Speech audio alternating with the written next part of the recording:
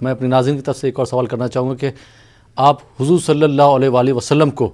مکہ چھوڑ کر مدینہ کیوں جانا پڑا؟ اس کے پیچھے کیا اسباب تھے؟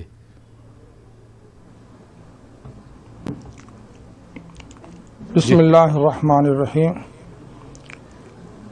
سیدنا محمد رسول اللہ صلی اللہ علیہ وسلم نبی بنائے جانے سے پہلے مکہ المکرمہ میں ایک بڑا پہاڑ ہے، اسے جبل النور کہا جاتا ہے۔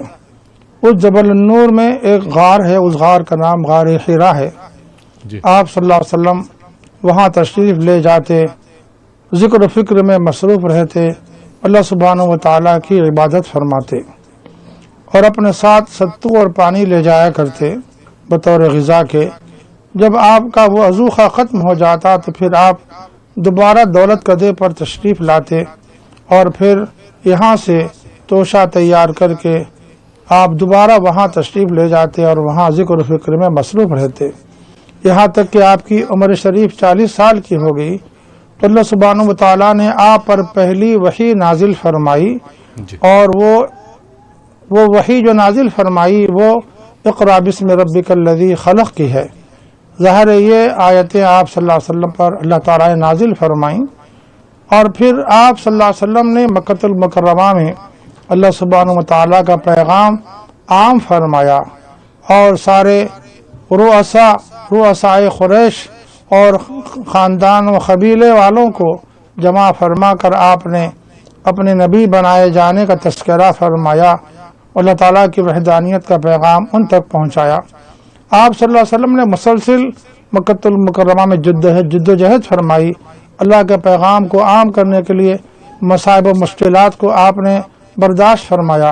اور آپ پر ایمان لانے والوں پر بھی ظلم اٹھائے گئے، انہوں نے بھی اللہ کی رضا کے لیے، خوشنودی کے لیے دین حق پر قائم رہتے ہوئے زندگی گزاری، یہاں تک کہ آپ صلی اللہ علیہ وسلم کے لیے مکہ المکرمہ کا ماحول تنگ کر دیا گیا اور مجبور کر دیا گیا کہ آپ یہاں سے رخصت ہو جائیں، اور پیشکش کی گئی کہ آپ یا تو اپنی نبوت کا اعلان جو کیے ہیں اسے دستبردار ہو جائیں، اور آپ اگر اسے دستبردار ہو جاتے ہیں تو آپ کے لیے ہم بہت بڑا پیشکش کرتے ہیں، آپ چاہتے ہیں تو دولت بھی آپ کی خدمت میں پیش کی جائے گی،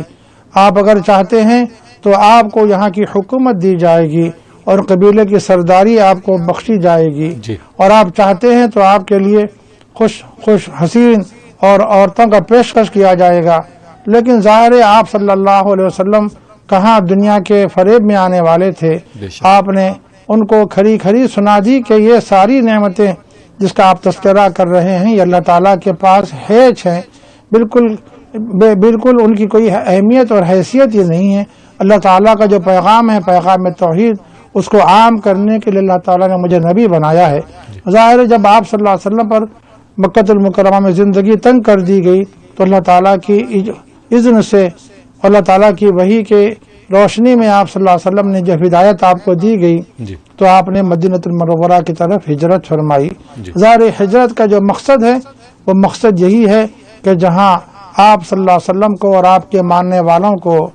تنگ کیا جا رہا تھا، ان کی زندگی اجیرن بنائی جا رہی تھی، تو ظاہر ہے اسلام کا پیغام وہاں پہنچانا ممکن نہیں تھا۔ ایسے حالات میں اللہ تعالیٰ نے فیصلہ فرمایا کہ آپ صلی اللہ علیہ وسلم مدینہ المنورہ تشریف لے جائیں اور وہاں میرا پیغام پہنچائیں۔ چنانچہ آپ صلی اللہ علیہ وسلم نے وحی کی ہدایت پر، اللہ تعالیٰ کی ہدایت پر مکہ المکرمہ کو چھوڑا اور مدینہ المنورہ ہجرت فرمائی۔ مدینہ المنورہ ہجرت فرماتے ہوئے آپ دیدہ تھے، مکہ المکرمہ سے خطاب کر کے فرما رہے تھے، اے بیت اللہ میں تجھے بہت عزیز رکھتا ہوں، اپنی جان سے زیادہ عزیز رکھتا ہوں، اگر تیرے اس شہر کے لوگ مجھے جانے پر مجبور نہ کرتے تو میں کبھی تجھے نہیں چھوڑتا، لیکن چونکہ مجبوری ہے، اللہ تعالیٰ کا حکم بھی آ چکا ہے، اس لیے میں تجھے رخصت کرتے ہوئے مدینہ المنورہ کے لیے راہ سفر اختیار کر رہا ہوں۔ چنانچہ آپ صلی اللہ علیہ وسلم نے ہجرت فرمائی۔ جی بہت بہت شکریہ مفتی سید صادق محی الدین صاحب۔